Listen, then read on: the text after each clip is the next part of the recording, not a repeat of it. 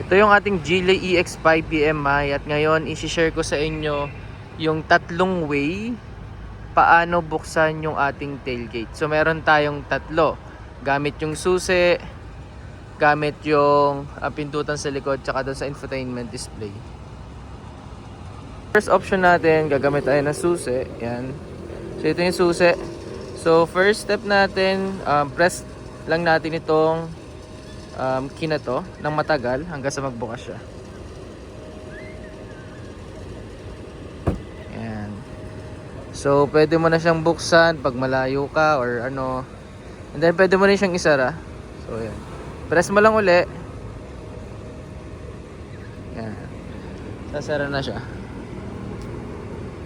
So yan. And then pangalawa naman, pwedeng gamitin mo to. Itong trunk, pindutan, trunk open. So yan, bukas. And then sara mo ito naman. Yan. So power tailgate naman na yan sa ating Max. So yan yung pangalawa. And then yung pangtatlo, doon naman yun sa display natin. So pasok tayo sa loob. Okay.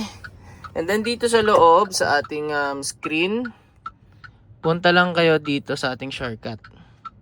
So mas maganda lagay nyo siya dito sa shortcut icon para madali na sa inyong open yung tailgate pag nasa loob kayo. So yun yung mga cases na like for example, meron kayong kasama na may kinuha tapos kailangan dun ilagay sa likod.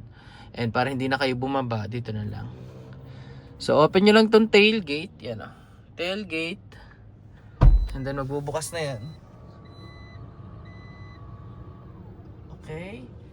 And then pagbukas yan, iilaw yan ng puti.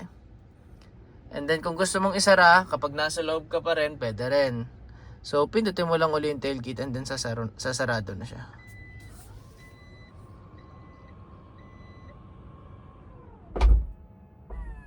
Okay. So, yun guys, yung tatlong way paano natin buksan yung ating power tailgate. So, first, gamitin natin yung susi. Ito yung susi.